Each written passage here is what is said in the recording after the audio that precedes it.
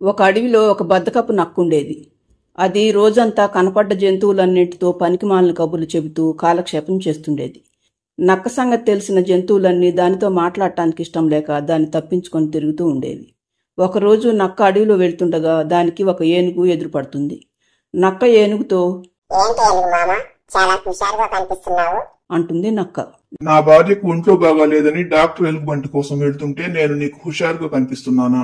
బుద్ధి లేదు అలా మాట్లాడటానికి అంటూ ఏనుగు తొండంతో నక్కకు ఒకటిచ్చి, ఇకనైనా సొల్లు కబుర్లు ఆపేసి బుద్ధిగా ఉండు అంటూ వెళ్లిపోతుంది ఏనుగు. దాంతో నక్క ఆలోచనలో పడుతుంది. ఏనుగు నాతో బుద్ధి లేదా అన్నది, అంతేకాకుండా వెళ్లేటప్పుడు బుద్ధిగా ఉండు అంటూ వెళ్ళింది. అసలు బుద్ధిగా ఉండటం అంటే ఏంటో తెలుసుకోవాలి, ఎవరిని అడగాలి అనుకుంటూ ఉండగా దానికి ఒక కుందేలు ఎదురవుతుంది. అప్పుడు నక్క కుందేలుతో, కుందేలు మిత్రమా, ఏనుగు నాతో బుద్ధి లేదా అన్నది, అసలు బుద్ధి అంటే ఏంటో చెప్పవా? అయ్యో, నా పిల్లలు నా కోసం ఎదురు చూస్తూ ఉంటారు, వాళ్ళ కోసం ఆహారం తీసుకుని వెళ్ళాలి, నేను వెళ్తున్నాను నక్క బావా అంటూ వెళ్లిపోతుంది కుందేలు. నక్క మరికొద్ది దూరం వెళ్లేసరికి దానికి ఒక దుప్పి కనపడుతుంది. నక్క దుప్పితో, దుప్పి మిత్రమా, ఆ ఏనుగు మామ నన్ను బుద్ధిగా ఉండమని చెప్పాడు. బుద్ధిగా ఉండటం అంటే ఏంటి?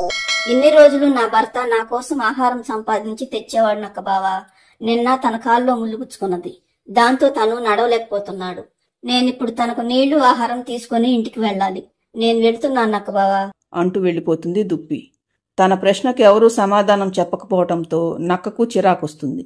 ఇంతలో ఒక చీమ కొంత ఆహారాన్ని మోసుకుని వెళ్తూ కనిపిస్తుంది. అప్పుడు నక్క చీమతో, చిట్టు చీమ, ఆ ఏనుగు మామ నాకు బుద్ధి లేదని తిట్టడమే కాకుండా ఒక్కటి తగిలించి వెళ్ళాడు. నాకు బుద్ధి రావాలంటే నేనేం చేయాలో చెప్పవా?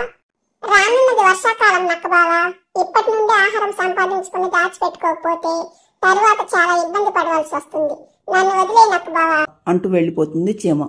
అప్పుడు మొదటి నుండి అంతా గమనిస్తున్న ఒక కాకి నక్క దగ్గరకు వచ్చి దానితో, చూడు నక్క బావా, బుద్ధిగా ఉండటం అంటే నేను చెబుతాను విను. ఆ ఏనుగు తన భార్యకు అనారోగ్యంగా ఉందని డాక్టర్ కోసం కంగారుగా వెళ్తుంది, అది బుద్ధిమంతుల లక్షణం. కుందేలు తన పిల్లల కోసం ఆహారం ఎత్తుక్కొని తీసుకువెళ్లాలని ఆరాటపడుతుంది కదా, అది బుద్ధిగా ఉండటం అంటే. తన భర్త కాలికి ముళ్ళు గుచ్చుకున్నదని తనే కష్టపడి ప్రేమగా నీరు ఆహారం తీసుకువెళ్లాలని హడావిడిగా వెళ్ళింది కదా దుప్పి, దానికి బుద్ధి ఉందని అర్థం. ఆఖరికి చిన్న చీమ కూడా ముందు చూపుతో ఆహారం దాచిపెట్టుకోవాలని కష్టపడుతున్నది, అది చాలా బుద్ధిమంతురాలు. అంతేకాని భార్య కష్టపడి ఆహారం సంపాదించి పెడుతుంటే తిని కనపడ్డ వాళ్ళందరితో పనికిమాలిన కబుర్లు చెబుతూ కాలక్షేపం చేస్తున్నావు చూడు, ఇది బుద్ధి లేనితనం అంటే. ఇప్పటికైనా అర్థమైందా బుద్ధిగా ఉండటం అంటే ఏమిటో అంటూ వెళ్లిపోతుంది కాకి. దాంతో నక్క తన తప్పు తెలుసుకుంటుంది. ఇక నుండి కష్టపడి తన భార్యను పోషించుకోవాలని అక్కడి నుండి వెళ్లిపోతుంది నక్క. ఫ్రెండ్స్, ఈ స్టోరీ నచ్చితే లైక్ చేయండి, ఛానల్ను సబ్స్క్రైబ్ చేసుకోండి.